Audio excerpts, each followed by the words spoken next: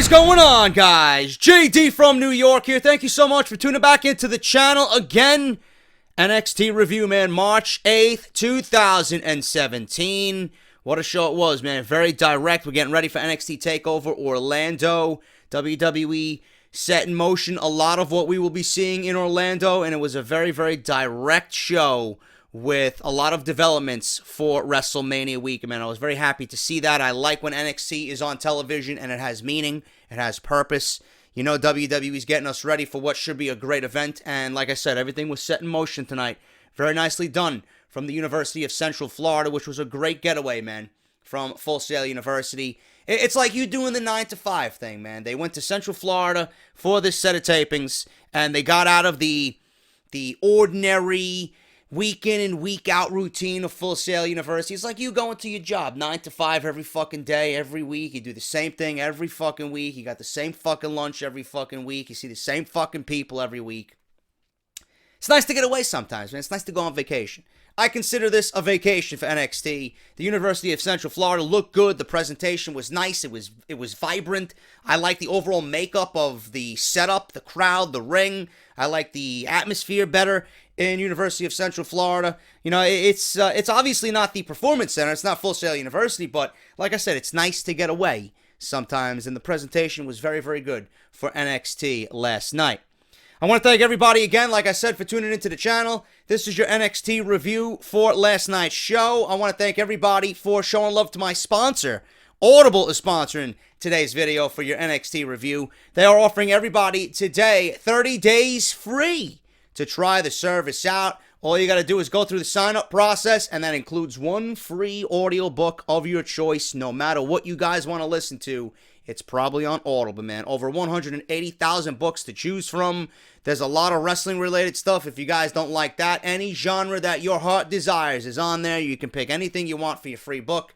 Compatible with iPhone and Android. audibletrial.com/offthescript. Go through the sign-up process, and then when you're done with that, tweet me. Let me know what book that you guys cashed in on, and I'll automatically retweet you every single time on Twitter at JD from NY 206.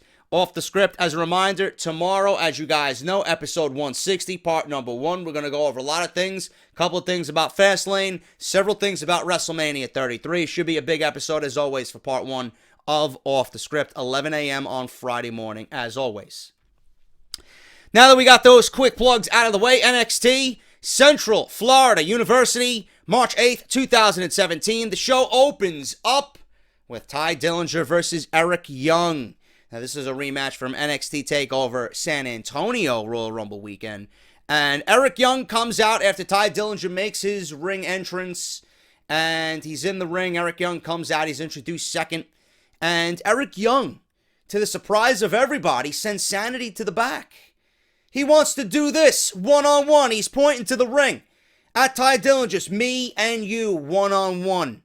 Sanity's not going to be at ringside, which was very odd, because everything that Sanity's done, they've done it with a Wolfpack mentality. But little did we know that did not last very long. Sanity was ushered to the back by Eric Young.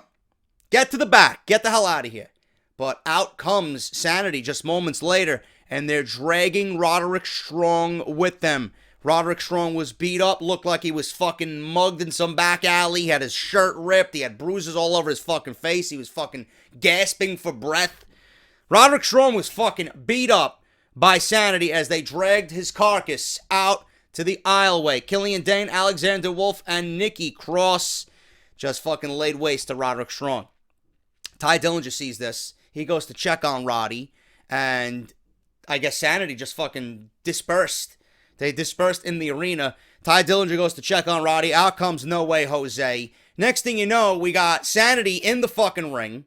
Sanity's in the ring, standing in the ring, and Eric Young and Ty Dillinger, trying to get revenge for their fallen friend, take on Sanity 4-on-2, and it's not going down as they wanted. They get destroyed. Double team move to No Way Jose. He gets taken out by Killian Dane and Alexander Wolf. Eric Young takes out Ty Dillinger with his wheelbarrow neckbreaker finishing move. They left the ring, leaving Ty Dillinger, No Way Jose, and Roderick Strong laid to waste. Sanity again outnumbers Ty Dillinger and his friends. Looking like we're going to get Ty Dillinger, Roderick Strong, and No Way Jose versus Sanity at NXT TakeOver Orlando in some type of six-man tag. Maybe it'll be no DQ. Maybe it'll be a Texas Tornado style match. Who knows, man? So I'm assuming that's where they're leading with all six of these guys going into TakeOver Orlando. They played a YouTube video from earlier in the week that was posted on WWE.com with Peyton Royce and Billie Kay. They were looking to hang their NXT award for Breakout Star of the Year somewhere in the Performance Center.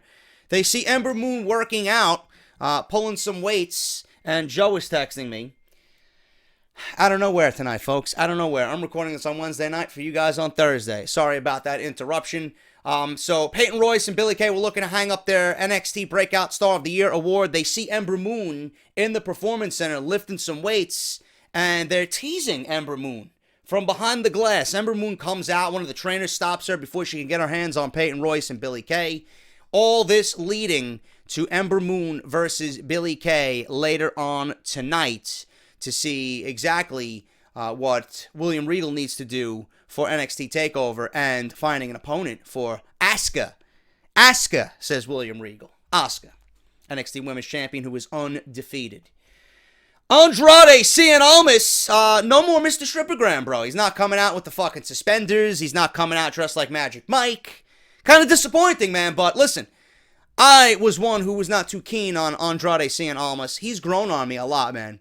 I love his attitude. I love how fucking intense this guy is, man. This is exactly the makeup that makes the perfect wrestler. I just wish that he could speak a little bit better English. I wish he had somewhat of a mouthpiece to interpret what he has to say. But I'm guessing if he's fucking laying waste to everybody, just really brutally attacking everybody and doing what he's got to do in the middle of the ring, really showing you that strong style that he garnered over from Japan.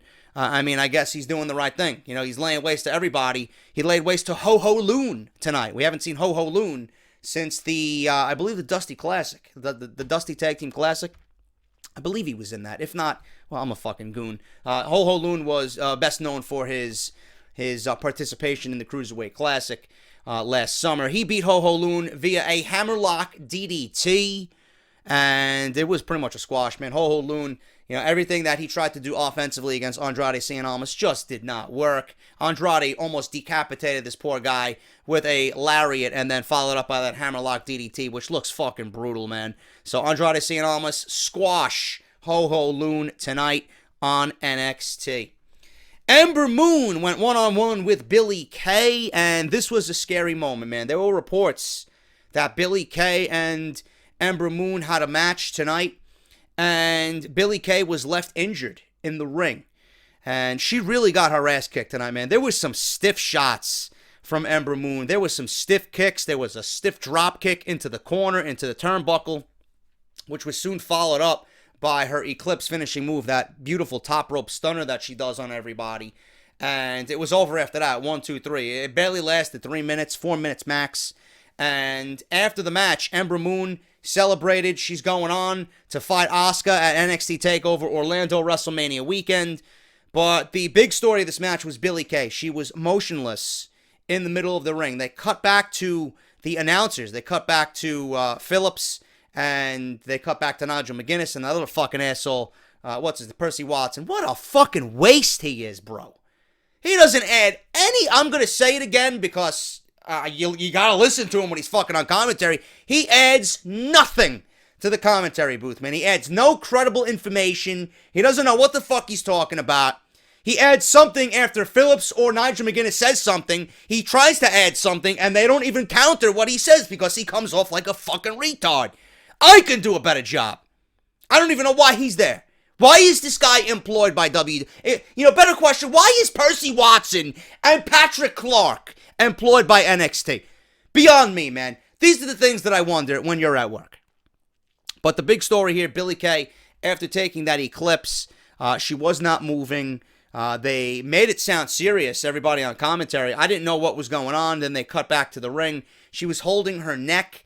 I don't know where the injury came. It might have come off the Eclipse off the top rope because the way Ember Moon does it, She might have twisted her neck slightly. It might have pinched a nerve. She might have, hyperextended a disc in her neck. I don't know. I don't know what's going on.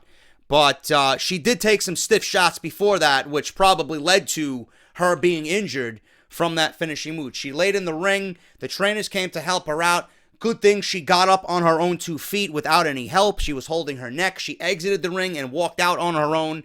I really didn't hear anything else following this injury. I'm assuming she's okay, but it did look scary. She didn't move for a couple of minutes, and she was holding the side of her neck. It might have just been a pinched nerve, a stinger of sorts, or a mini stinger. I don't know, but I didn't hear anything following this, so I'm going to be assuming that she's okay. If you guys heard anything or heard a follow-up from Billie Kay, let me know in the comments below, but as of right now, I don't think she's really hurt. It was a quick thing, a minor injury, and she will be okay. Ember Moon's going on to fight Asuka at NXT Takeover Orlando. TJ Perkins was interviewed tonight. I don't know who the fuck interviewed him. I don't. I mean, these announcers, these backstage interviews, they all look the fucking same to me. Dasha Fuentes and whoever the fuck this one is, I don't know. I don't know her name. Not really important to what's being talked about here. TJP was asked about tonight's main event. He was going one-on-one with Shinsuke, a returning Shinsuke Nakamura. He goes where the competition is and doesn't steal moves. He steals moments. That's what he said in his backstage interview. I'll tell you what, TJP, Monday Night Raw doesn't steal moves. It just steals hours of sleep. There you go. There you go.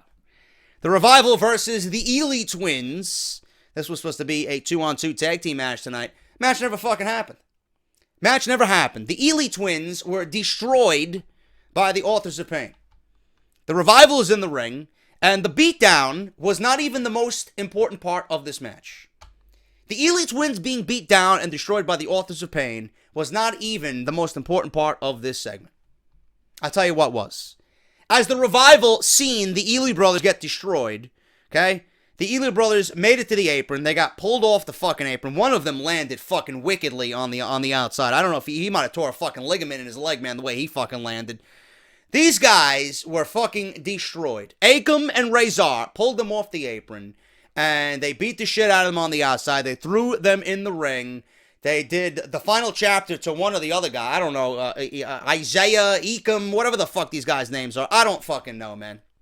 The Ely Twins. This is the second time I'd seen them, so you gotta pardon me if I don't know their fucking names. Ezekiel, I don't know. He sounds like someone out of The Walking Dead. Ezekiel got fucking the final chapter done to him. He was fucking taken out. They were destroyed. The best thing about this match, I'll tell you this right now. As the Authors of Pain came down to pretty much fuck this match over, it never happened. Authors of Pain destroyed these guys. The Revival exited the ring. They didn't want nothing to do with the Authors of Pain. Okay? They go into the crowd and you see 2 glimpses. I don't know who you are, bro. If you're watching the show today, if you watch the channel weekly, if you happen to catch this segment on the NXT review, somebody was wearing the Roman Reigns Get Off My TV t-shirt from Barbershop Window. Whoever you are, bro, thank you. That was the best portion of the fucking match. The best portion of this segment. You got seen on TV. Roman Reigns Get Off My TV was showcased on NXT television. You got a good glimpse of Scott Dawson looking at the t-shirt, I'll tell you that. He's like, that's a great fucking design. I wish Roman Reigns was off my television as well. So whoever that dude is, thank you, brother. I greatly appreciate it. You were shown on NXT television, and like Bobby Roode says, it was fucking glorious.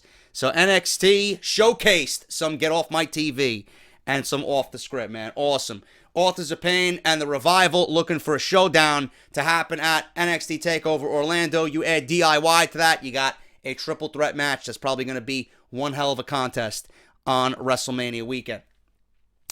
We got General Manager William Regal informs Ember Moon at this point that she is getting a shot at Asuka for the Women's Championship in Orlando. Ember Moon promises a new phase for NXT, and it will begin at TakeOver. This promo was a little off.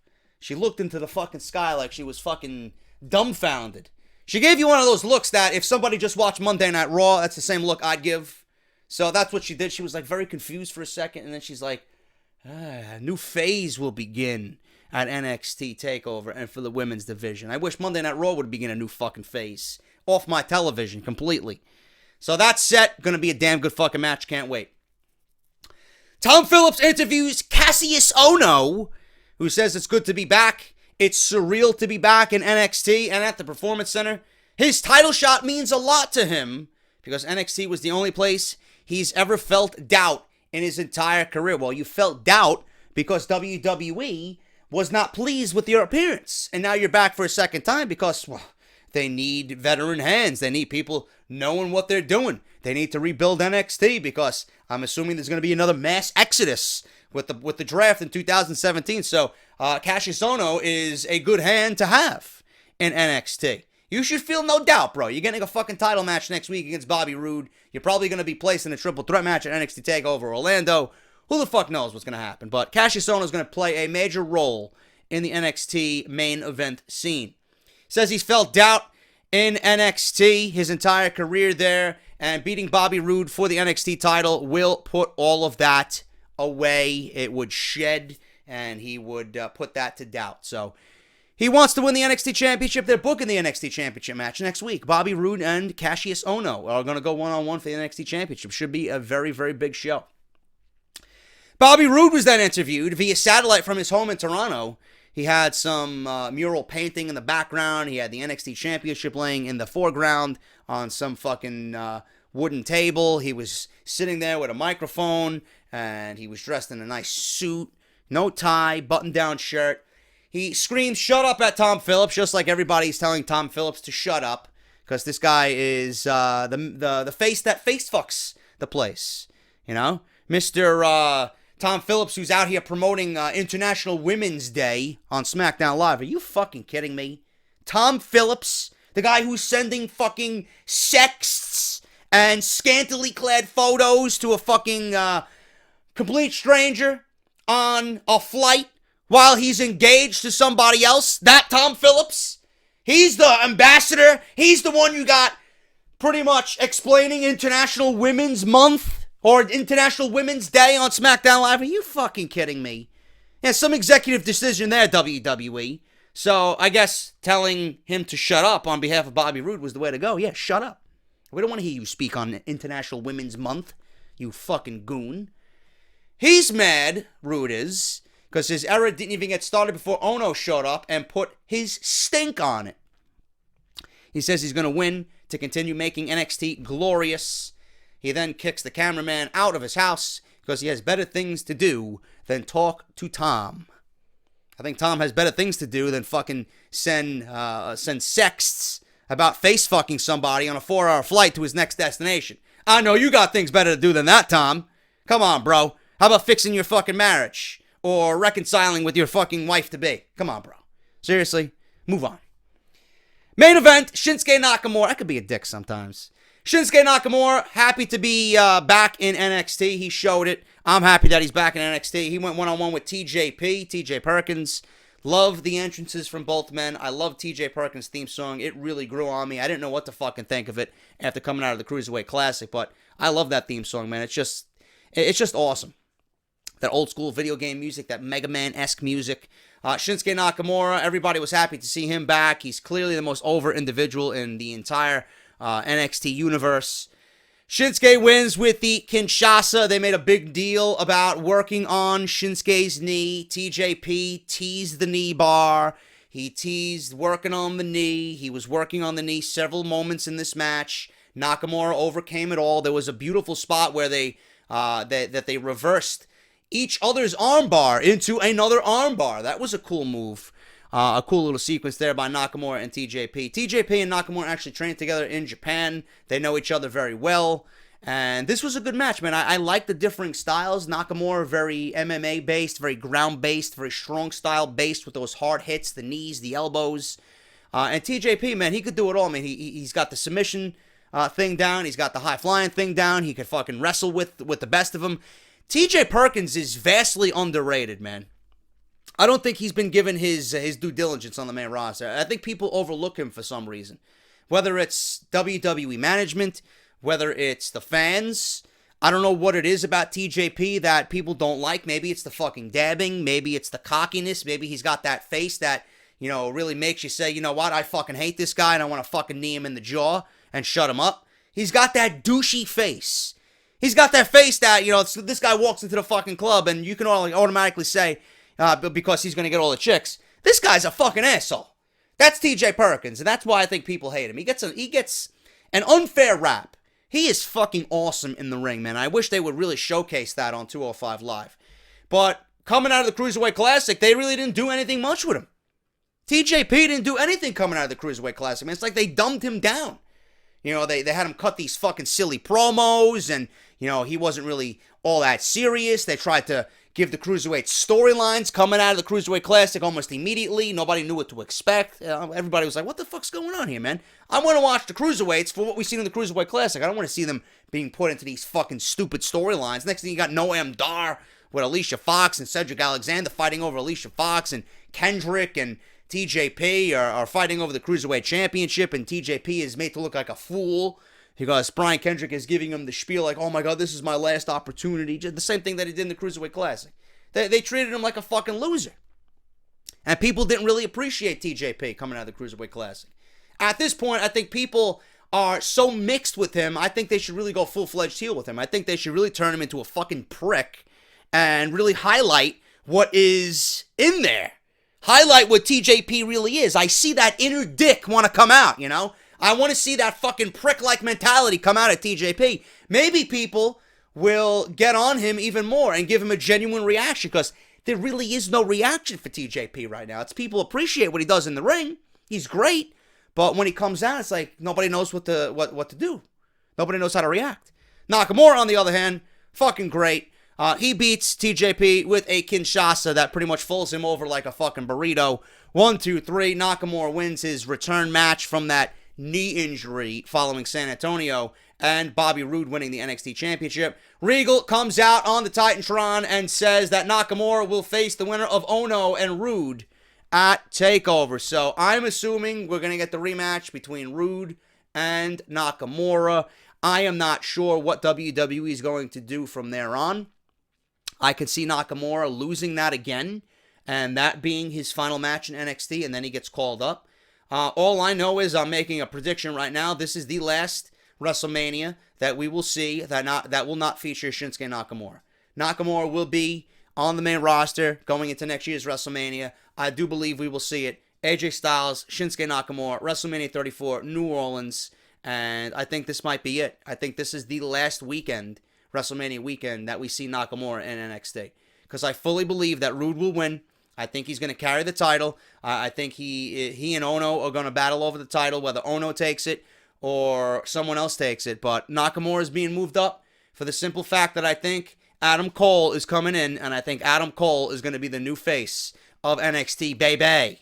Trust me. I think Adam Cole is coming in. I think he's got a verbal agreement with WWE. After what happened at the last Ring of Honor television taping at the Manhattan Center with the Hardys winning the Tag Team Championships of Ring of Honor, and then Bubba Ray Dudley, Bully Ray, making his debut in Ring of Honor. He put Adam Cole through a table. So if they are bringing in Bully Ray and they're doing that to their world champion already on night one of this guy's debut, what does that mean? It means Adam Cole might be losing the fucking world title before all is said and done. His contract's up in May. So he'll be WWE bound, he'll be Performance Center bound, he'll be NXT bound, and he'll be placed in that main event scene right away. I think Adam Cole's got the makeup, especially his promo work, he's got the makeup of a number one guy for NXT. And if that's the case, I think WWE is going to take the chance on him going there and Nakamura going up to SmackDown.